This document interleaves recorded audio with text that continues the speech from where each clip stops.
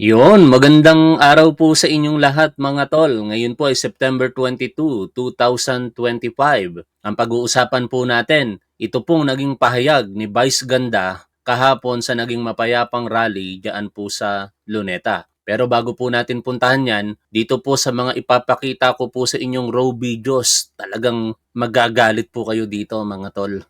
Wag niyo po munang kalimutan mag-like sa ating programa bago po tayo magpatuloy sapagkat malaki po ang maitutulong niyan sa ating mga advokasya. At ito nga po yung pangyayari kahapon diyan po sa Luneta, pero mamaya-maya na po natin pupuntahan yan sapagkat ito pong mga makikita po ninyo ay talagang hindi po katanggap-tanggap mga tol. Panoorin po ninyo ang mga raw videos po na ito. Isa-isahin po natin. Grabe.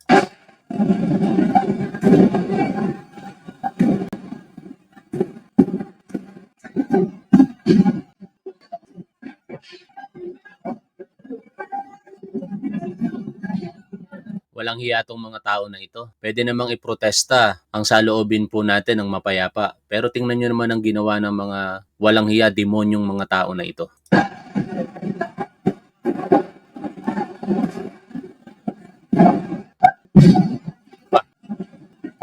Nakikita niyo.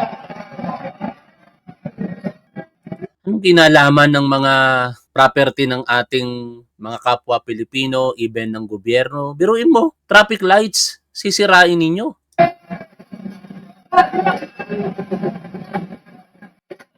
Parang mga baliw, Mga baliw talaga. Pero magawin mo pang punching bag yan. Tuwang-tuwa sila sa kalokohan nila. Mga siraulo talaga itong mga tao na ito. Grabe. Oh, grabe.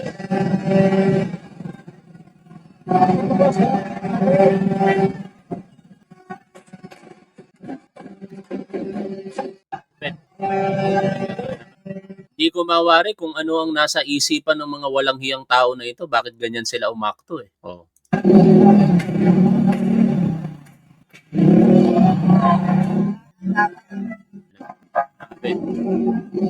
Ito pa, ang dami nito mga tol. CCTV. Grabe, sinira nila yung CCTV. Mga traffic lights. Sino matutuwa sa mga pinagagagawa ninyo mga hinayupa kayo? Oh.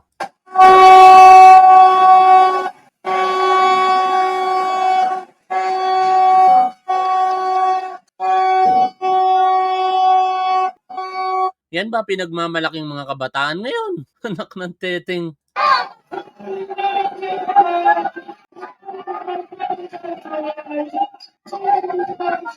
Di ko mawari talaga anong diskarte ng mga to eh. Kung sila ba'y lumalaban sa korupsyon, hindi eh. Sinisira ninyo yung property ng gobyerno. Pinagtulungan. Pinagtulungan yung pulis oh. Grabe.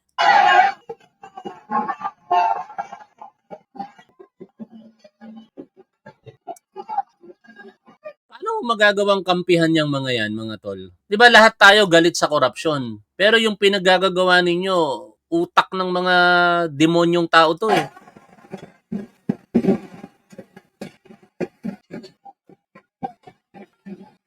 Ano, pinagsisira nyo pati yung heavy equipment na wala namang kinalaman sa katarantaduhan ninyo? Tinamaan yung pulis sa ulo. Mamaya mapapakinggan po natin kung ilang pulis ang nasaktan po dyan. Pero pinupuri natin ang mga kapulisan dahil talagang pinairal po nila ang maximum tolerance sa kabila ng mga pag-uugali na pinakita ng mga walang hiyang protesters.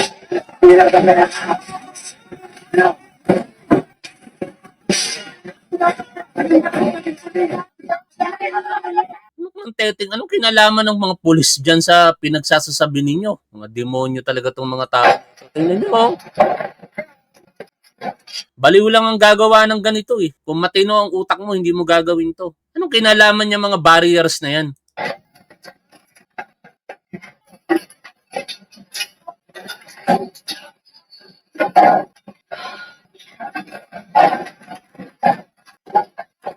Ba kung hindi ba naman mga may topak sa ulo ang mga yan, grabe talaga yung pinaggagawa nila. Oh.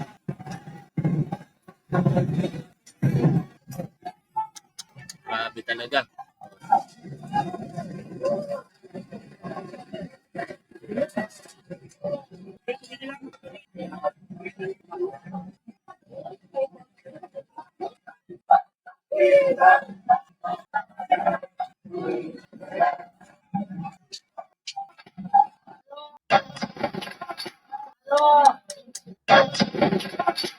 Grabe, no?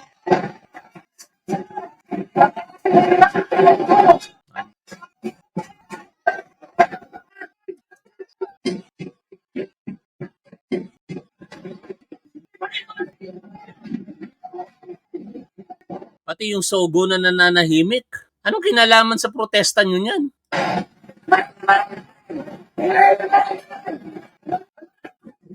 Si Raulo, anong hindi alam ang nararamdaman ninyo? Magkano ba binayad sa inyo? Kaya dito dapat malaman kung sino ang nasa likod nito, mga tol.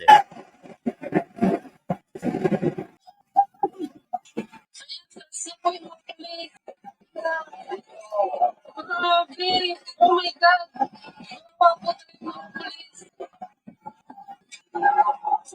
Tapos igagaslight pa ng mga hinayupak na mga DD sheets. Sasabihin nila, wala daw ganyan sa panahon ni Duterte. Anak ng teteng kayo. Kung yan ang kinukumpara ninyo sa panahon ni Duterte, di nyo ba nakita yung terorismo? Ang pag-atake sa Marawi? Mas masahol yun. Pero ito alam natin kung sino ang mga nasa likod nito. Hindi po yung mga mapayapang nagrally sa Luneta at sa EDSA at sa iba't ibang panig ng Pilipinas. Ito ang sinisigaw kahapon na nakita po natin live, Duterte, Duterte, Marcos, resign. Sino ba sumisigaw nun? Mga supporter ng mga Duterte. Ang tanong, sino ang nasa likod niyan? Pakinggan muna natin yung naging yung naging interview kanina. Actually may press conference ang PNP ngayon no? Sige, puntahan po natin tong press conference na to. Iba kasi yung quantum of evidence ng criminal case, iba rin sa case. Pero late na tayo dyan, kaya balikan natin, i-rewind natin to. So ito, hindi ko masagot yan na hindi. Ito pala yung kanina, yung dito po sa Manila tayo, sa Manila. Po natin dito at patuloy po natin pinapahalala sa kanila. I-respeto po natin yung karapatan ng mga kababayan ng mga hayat. Matagal po sinabi na wala po magpigil sa atin. Pero yung pangal po, nakita po natin dito mga individual na ito na mapili po nilang malaki, manira. At sabi nga natin po, manulog ng mga kagamitan po natin ng gobyerno at ng mga private individual. Sir, gaya ng kanina. Nagsupon ang nila ginawa, nagsunog sila doon sa may Ayala Bridge. Tama po ba? Yung van na nandun na nilagay para hindi sila makapasok. Kasi sir, ang tapos nun, Malacanang na yung Ayala Bridge mo, di ba? So talaga po sinadya na ilagay doon yun. Yung pong container ban natin na yun po ay natin po sa lugar na yun po sa pagkapunta po ito ng mga release. Ito po ay matatagpuan sa Ayala Boulevard Corner, Romualdez. Kung saan po may mga police po tayo doon na nakapantay. Ang hindi lang po natin ito, nakita po natin na una po nakita natin na sinasaktan nila yung mga police natin, binabato nila. At doon na po nag-umpisa, pinto po nila ng mga pintura, kung hindi magagandang amoy. At nakita niyo naman po. At ito po ay hindi pwedeng kailan. Dahil marami po tayo mga kasama. Ayun, lumabas po na video na nagpaparty-party sila ng pera ng grupo ng mga nakamask. Ingat po tayo sa pagtanggap ng impormasyon. Vlog lang po yun. Political satire lang po yun at hindi po yun totoo. Napanood ko po yun. May mga gustong sumausaw lang na vlogger na gustong kumita, magkaroon ng views. Kaya makikita nyo naman po doon sa surroundings no? Na wala po yung kaugnayan. Kumbaga, sila'y naggawa lang ng video tapos para mapanood ng tao. No, wala po 'yon, hindi po yung kasama sa mga katotohanan na pinag-uusapan po natin ngayon. Naman pahali na nakakuha dito ng live. Marami din po tayo mga footages na nakuha na nagpapatunay po yung ginawa nila. Sir, anong group itong mga na-arrestong individuals? Initially po, nakuha lang natin information. Mamaya po ito ng mga hip-hop na ilang binapon. Ang kinigay po nila na influensya na po sila kita po tinatawag natin ng mga personality pero hindi pa po natin napabalidate ito. About na po ito ng mga nasa katuliya po natin. Yung ginawa nila na yun, in-influensyahan sila ng isang personality naggawing marahas Yung po lang yung account nila. Kasi nakita naman po natin na pinasosol sila ng political na men, pagtawag po ng opponent. At yun po yung nakita natin grupo na gumawa po ng kaguluhan doon po sa nasabing lugar. Dito po sila gumawa ng pananakit dito po sa kabaan po ng Boulevard Romualdez. At hanggang dumahin po sila dito po sa may Mindiola hanggang dumahin po sila ng live. Sir, yung confirm din, sir, meron daw po, di ko na maraming kagabi, after ni-ransack yung isang hotel sa Recto. Wala pa po tayong ganyang informasyon. Nako, makasingit lang ako. Lakas po ng ulan dito sa amin ngayon. Meron pong super typhoon. Mag-ingat po ang lahat, ha. So, na nakakaalam. Kung meron man po, ibabibigay lang po natin yan. Pero doon sa initial damage, sir, sa kabuuan, doon sa niransak na hotel, sa mga sinirang gamit, meron na po ba tayong kabuuang estimated na halaga, sir? Sa ngayon po, wala pa po tayong ganun. Ang nakita lang po natin, ano po talaga yung mga sinira nila. Meron po silang sinunog na container pa. Pero po mga motorcycle na police natin at mga private individual, sinira din po nila yung mga ibang establishment na po ng Recto. Kasama na po yung isang hotel. Kasama na rin po yung isang opisina natin ng District Mobile Force Battalion, sinira din po nila at niransak po nila yun. Sir, yung sa katuluhan, meron po Buti di nila naisip na pasukin yung bangko, no, mga tol. Sa bagay, may mga gwardiya yun. Kaso lang, ma-overcome nila yung gwardiya sa sobrang dami nila, eh. bumakalat na picture na suot ng isa sa nanakit sa police, yung parang flag, yung ng leftist, makakaliwa, sir. So, nahaluan po ba, sir? Isa po sa mga tinitignan natin yan, yung mga ganong informasyon po. Ang sa atin po dito, nakita na po natin yung hayag ng paglabas nito mga individual na ito. Ongoing pa po yung pag-iimbestiga at lahat po na makukuha natin dito ay ipapabibigay din na po natin sa mga kaibigan ko ang mahal. Last on my answer, gaano, yung, ano po yung mga nakuha doon sa hotel na niransak, at saka po yung amount, kung gaano karami nilasakan po ba? Initially po, kinukunan pa po ng statement yung mga staff po ng hotel. Pero sinasabi po nila, initially na po yung shot po nila, mga valuable items po nila. So far po, ongoing pa po yung pag-iimbestiga, yung pag-apak po nila po yung mga nakuha. Ang sa akin po, nakita po natin kung ano po yung ginawa ng mga individual na yun. Nakita nyo naman po yung paninira at mga pagamitan ng gobyerno at mga privat. Pati po yung mga street lights po natin doon sa kanto na ito, sinira po nila, pinintura po nila, despite na nanawagan na po yung mga nalusod ng Maynila. Huwag po nilang gagawin yun. Pero sabi nga po, pinipigalitan po nila ito at mas sa pinili po nila na manakit at manira ng ating mga, manakit po ng mga kapulisan natin at manira ng mga otoridad po, ng mga privado at ng ating pong gobyerno. Sir, morning. Sir, yung mga nakaitim na sinasabi nyo na naka-bonnet pa, what is the investigation nyo po? Dala ba ito ng mga ibang mga protesters? Kumbaga, bit-bit ba nila ito o ito ay bagong grupo na talagang gusto lang ay magulo doon sa ginawang protest? Nakita na po natin na pumunta po sila doon sa lugar. Yung mga grupo niya, nakita po natin ang mga collective na damit, naka-bonnet at naka-face mask po yung iba. At kung ano po grupo, wala pa po tayo doon, nag-ibigay pa po sa atin na po. Aabangan na lang natin yung resulta ng investigasyon dyan, mga tol, ano? Kasi very sketchy pa yung information na ibinibigay sa atin ni Major Ines, ang spokesperson po ng Manila Police District. Ngayon, puntahan na po natin ito pong topic natin. Sa nangyari pong mapayapang pagtitipon kahapon, dito po sa EDSA Shrine, I believe, o kung sa Luneta man ito, I do not know kung saan dumalo itong si Vice Ganda.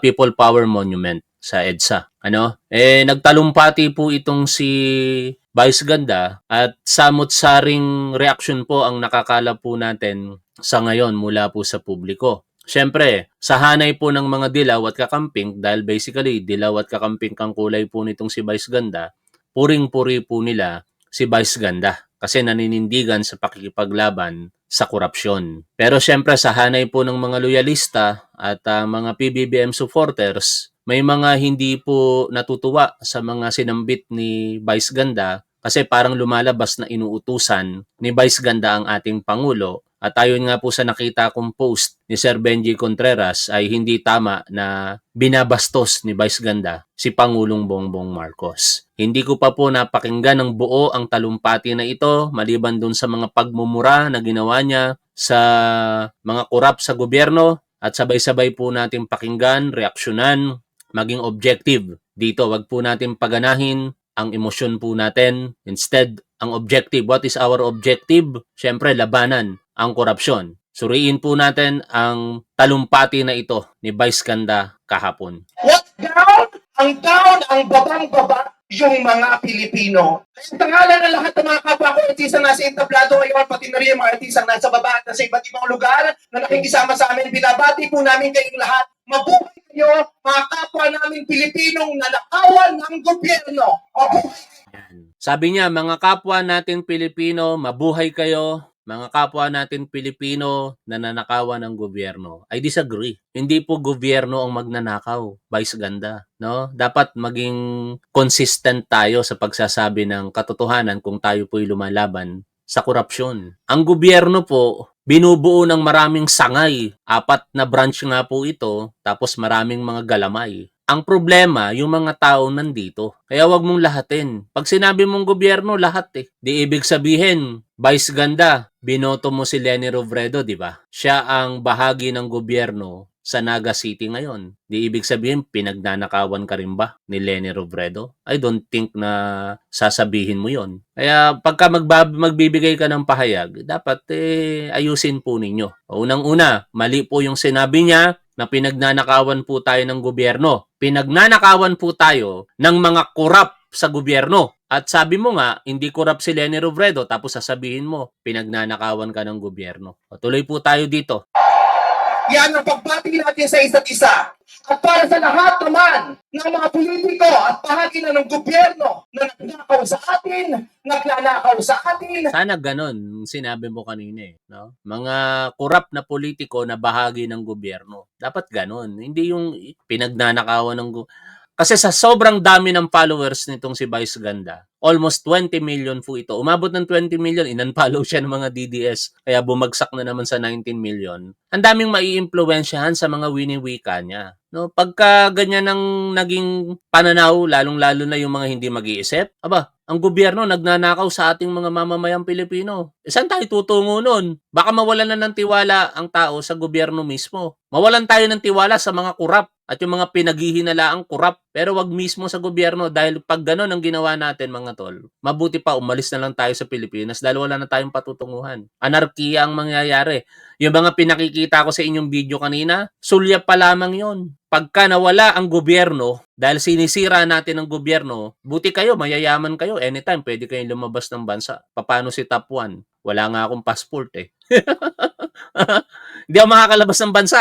No? Paano ang pamilya namin? Paano ang mga walang kakayahan na umalis ng bansa kapag ka nagkaroon ng anarkiya dito? Alam niyo yung anarkiya? Ito yung lawlessness. Wala nang umiiral na batas kung hindi kaguluhan. Gusto niyo bang mangyari yon? Ang tirahin natin dito, partikular, mga korap na opisyal. Hindi yung mismong gobyerno. Pag gobyerno mismo tinira mo, wala ka nang pinagkaiba sa mga komunista na gustong pabagsakin ng gobyerno. mga nakatingin habang may nagnanakaw sa atin, mga kasama ng mga nagnanakaw sa atin, mga alam na may nagnanakaw pero hindi nagsasalita, mga kasama ng mga nagnanakaw, mga nagtatango ng magnanakaw, isa lang ang gusto namin sabihin sa inyo lahat, patawad kay Father, pero putang ilan ninyo! Putang kayo mga putang ilan ninyo! Tapos na mga misa, pero Panginoon, patawarin niyo kami, pero totoo yan. Ito ang wika ng lahat ng mga Pilipino. Huwag na tayong humingi ng patawad kung alam mo namang mali na yung ginagawa mo, hingi ka pa ng patawad sa Panginoon. O, nauunawaan natin, no? Objectively speaking, ang pagsasalita na ginagawa ng isang tao kapag ito'y nagre-resulta sa galit and not directed to anyone para po sirain ang kanyang reputasyon o kung anuman, ayon mismo sa Korte Suprema natin, ang putang ina mo, close. Di ako nagmumura, binabanggit ko lamang yung desisyon ng Korte Suprema ay hindi po paglabag sa batas. No? Ito ay ekspresyon lamang, and this case, galit ng tao sa korupsyon. O, walang problema sa akin yan. Sige, pagmumurahin mo sila. Kung kaya mong gawin na 24/7, magmura na magmura. Kahit sa programa mo, magmura ka. Okay lang yan. Bahala ka sa buhay mo. Pero ninakawan, putang ilan nyo! Putang ilan nyo! Putang ilan nyo! Putang ilan nyo! Putang ilan nyo! Putang ilan nyo! Tapos na ang panahon ng mga bababait at ng mga resilient. Ang mga mababait, ginago. Ang mga resilient, tinalantado. Hindi na ubra sa atin yung bait-baitan, kimikimian, himik-himikan, patawad, pero hindi po. Hindi ko sisimplihan, hindi ko babaitan ang mensahe ko ngayon dahil hindi naman sila magbait. Sa katunayan, mga hayop sila. So bakit natin babaitan ang mensahe natin? Hindi natin kakalmahan ang mga salita at kilos natin dahil deserve nila ang galit, ang pikon, at poot ng mga nanakawang Pilipino. Hindi tayo pwedeng tumalma. Hindi pwedeng iiyak lang. Hindi pwedeng magtitiis lang, hindi tayo kakalma. Hindi ko kayang maging magalang sa kanila.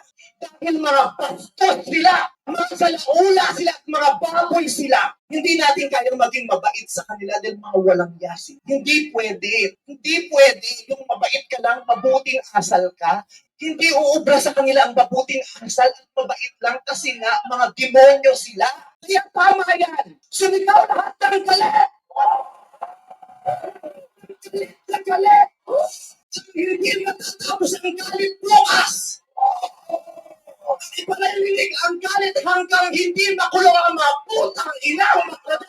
Hindi tayo pwede magalit lang ngayon. Kailangan hanggang bukas, kailangan sa susunod na linggo, kailangan sa susunod na buwan, hanggang umabot ng ilang taon hanggang hindi sila nauubos. Walang mawawala sa atin kasi ubos na tayo.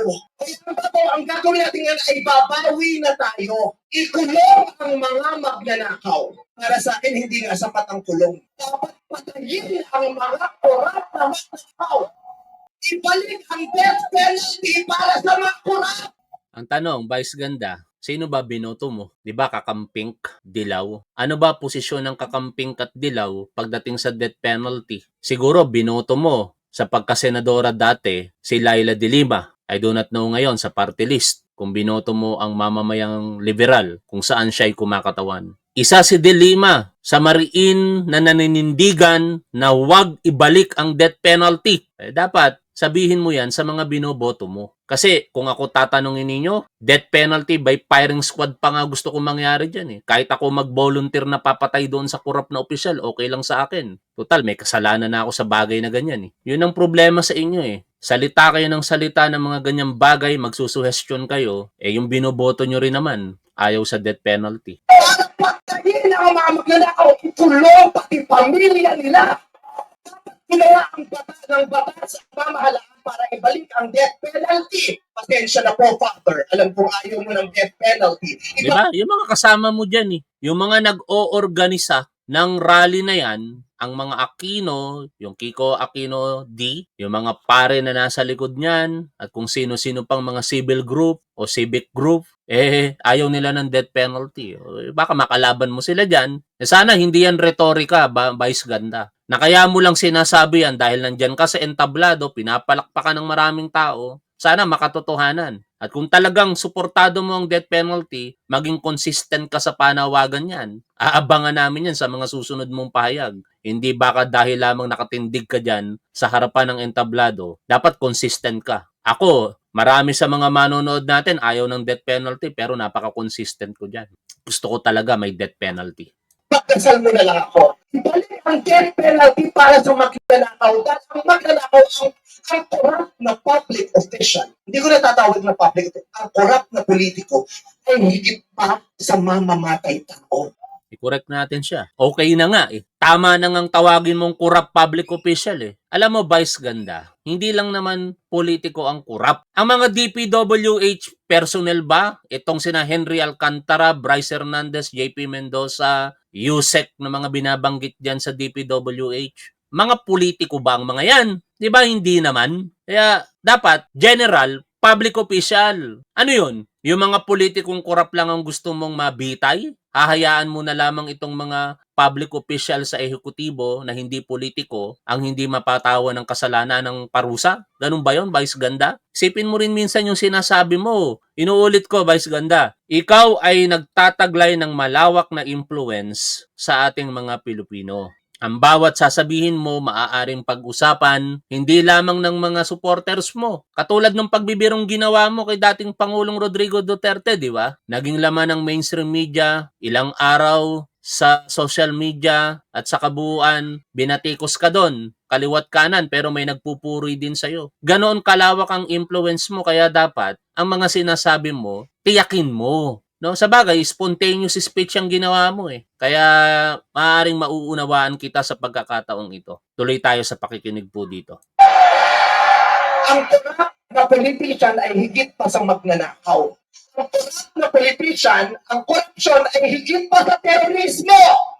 Katulad doon, hindi pwedeng ikumpara ang korupsyon sa terorismo, Vice Ganda. Huwag mong sabihin na higit ang korupsyon sa terorismo. Bakit mga tol? Maaaring mag-disagree kayo sa paliwanag ko, but this is the reality. Ang terorismo knows no bounds.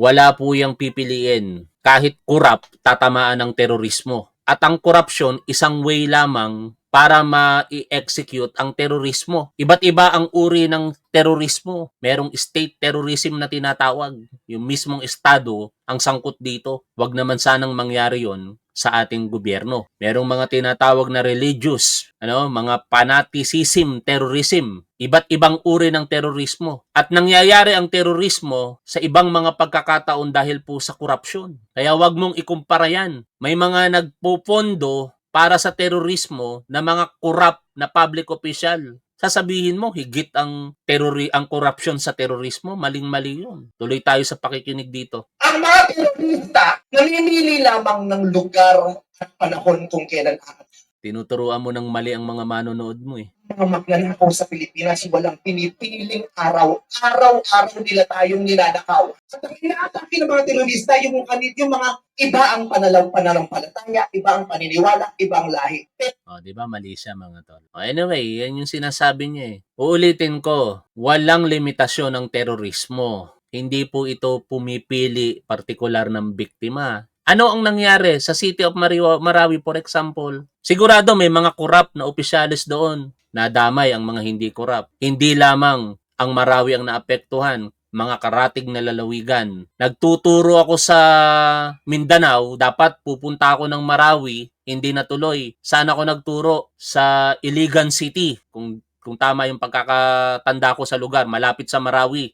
Kasi yung eskwelahan ng Marawi, natamaan na ng mga bomba dahil po sa giyera, dahil sa terorismo. In short, mga tol, wag nating ikukumpara ang isang bagay na hindi comparable, no? Oo, galit tayo sa korupsyon, pero mas matakot tayo sa terorismo. Pag nagkaroon ng terorismo sa Pilipinas, for example, sa tingin ninyo, hindi tayo maapektuhan? Itong korupsyon na nangyayari sa atin, tahimik pa buhay natin eh. Hindi sa dina-downgrade ko ang korupsyon. Pero malinaw na tayo'y nakakapamuhay pa ng maayos kahit paano. Pero pag may terorismo, wala na. Hindi na makakapag-aral ang mga anak natin. Tayo'y magtatago na lamang. Hindi pa nga tayo safe sa bahay natin kung nagkataon. Ganun po yon. Huwag nating ikumpara. Vice ganda ang mga bagay-bagay para lamang sa retorika mo. Pero ang mga korap, kapwa Pilipinong alahi ang ninakaw. Kaya hindi tayo pwedeng sumuulang ng ganito. Kaya hinahamon ka namin, Pangulong ko. Sabi ni Ramil Peralta, tapan, respetuhin mo sinasabi ng mga yan. Hindi ba pagrespeto ginagawa ko? Ito ay pagpuna. At bahagi ng pagpuna ang pagrespeto. Ramil Peralta, kung nasasaktan ka sa mga sinasabi ko, totoo mga sinasabi ko. Hindi porket nagsasalita ka laban sa korupsyon, hindi ka na pwedeng punahin. Ganun lang naman kasimple yun eh. Karapatan ni Vice Gandang magsalita, karapatan ko din magsalita. Naku nang teting na yan. Siya lang ba ang pwedeng magsalita laban sa korupsyon? Ang sinasabi niya ba tama? Yun ang pinupunto ko dito. Hindi ba pagrespeto yun? May mga manonood siya, may mga manonood din ako, nire-reaksyon na natin siya. Di ibig sabihin, ipapakinig ko na lamang sa inyo kahit mali yung sinasabi niya. Teting na yan. O, eto. It's up to you kung paano nyo tatanggapin ito. Etong sasabihin niya rito para sa ating Pangulo, nasa sa inyo po yan, kung paano nyo sa tatanggapin yan. Kung gusto mo magkaroon ng magandang legasiya, ang pangalan mo, ipakulong mo lahat ng magnanakaw. Nakatingin kami sa iyo, Pangulong Bongbong Marcos. At inaasahan ka namin, hindi dahil sa idol ka namin, kundi dahil sinasweldohan ka namin at inaasahan na tutuparin mo ang inuutos namin mga employer mo. Anong kagaguhan tong pinagsasasabi mo na employer mo? Vice Ganda, hindi porket nagbabayad tayo ng tax, ganyan na magiging turing mo sa Pangulo po ng Pilipinas. Kung si Leni Robredo ba ang nakaupo dyan, masasabi mo ba yung mga ganyang bagay? Di ba hindi? Kasi irerespeto mo si Leni Robredo. Oo, mag-demand tayo. Singilin natin si Pangulong Bongbong Marcos sa kanyang mga pangako. Pero wag natin tingnan ang ating mga sarili na mataas tayo. Yun ang katotohanan. Kasi kung sinasabi mo na porkit sinasahuran natin ang mga taong gobyerno, tayo na ang empleyado, alisin na natin ang mga tax ng mga nasa taong gobyerno. Ang mga pulis nagbabayad ng tax. Kaya wag natin tingnan sila na lagi tayong mataas sa kanila. Tayo nagpapasahod sa kanila, 'di ba, sa pamamagitan ng tax. Kaso lang nagbabayad din sila ng tax eh. Hindi ko masasabing mas malaki binabayaran nilang tax sa'yo kasi definitely isa ka sa mga highest paid artist na nagbabayad ng tax sa gobyerno. Pero malaki din ang binabayad na tax ng presidente. Kinakaltasan din sila ng tax. Hindi ako nasasaktan sa sinasabi mo, Vice Ganda. Pero iset lang natin yung record sa tama, no? Uulitin ko, kung si Leni Robredo ba ang nakaupo ngayon, sasabihin mo ba yung mga ganyang kataga? I don't think na masasabi mo yan. Ang nagpapasahod sa inyo, tapos na ang panahon na natatakot tayo sa gobyerno. Takutin natin ang gobyerno dahil kapangyarihan natin sa atin wala sa kanila. Nakatingin kami sa inyo. ipakulong. Lahat ipakulong. Pawiin ang mga ari-arian. Pawiin ang mga ari-arian. Pati atay, i-donate, bigay ako. Pati matay, i-donate mo lang, hindi nila kasi nga, hindi tayo pwede maawal ng mga puta. Ngayon, ito bang sinasabi niya ay pagbibiro o talagang bahagi ng seryosong panawagan sa gobyerno? Kung biro yan, sabihin mo, Vice Ganda. Kasi seryoso kang nagsasalita. Pero wag mong uutusan ang gobyerno, partikular itong mga huling tinuturan mo dito, na pati atay o kung ano man lamang loob ng tao, dapat tubusin. Ibayad. Maling-mali yan. Nak ng teteng na yan. Nasa harapan ka ng isang pagtitipon kung saan nananawagan para sa isang maayos na gobyerno, ipakulong ang mga korap, pinalalabas ang saloobin natin na galit tayo sa korupsyon. Hindi yan panahon ng pagbibiro, Vice Ganda. Hindi yan konsyerto mo na sasabihin mo sa harapan ng publiko na libre mag-jet ski, sponsor ng kung sino. I do not know kung ano yung particular na sinabi mo doon, hindi ko na matandaan. Pero definitely doon nagpapatawa ka. Ito, mula sa seryoso, nananawagan ka, inuutusan mo ang Pangulong Bongbong Marcos tapos babanggitin mo itong mga ganitong kataga. Mga ari-arian. Pati atay, i-donate, bigay ako. Pati matay, i-donate mo lang, hindi nila kasi nga, hindi tayo pwede maawal ng mga puta. Hindi nila. Tama ba yon? Papatayin mo yung tao, kukunin mo yung atay, yung mata idodonate mo dahil galit ka lamang. O ang punto mga tol, kung gusto mong ituwid ang pagkakamali, huwag mong gawin sa pamamagitan pa ng isang pagkakamali. Ngayon, sa mga tagahanga ni Vice Ganda dito, nagagalit kayo sa akin, wala akong pakialam sa inyo. Kung tinuturing ninyo na dapat irespeto ang mga sinasabi ni Vice Ganda, hindi nyo ba naisip na dapat irespeto nyo rin yung sinasabi ko dito? Nak ng teteng kayo. Gandito na nga lang mga tol. Maraming salamat po. Makita-kita tayo later sa panibagong topic na ating pag-uusapan. Lagi po nating tandaan kung ano po ang tama at dapat, doon po tayo. Keep safe. See you always. Bye for now mga tol.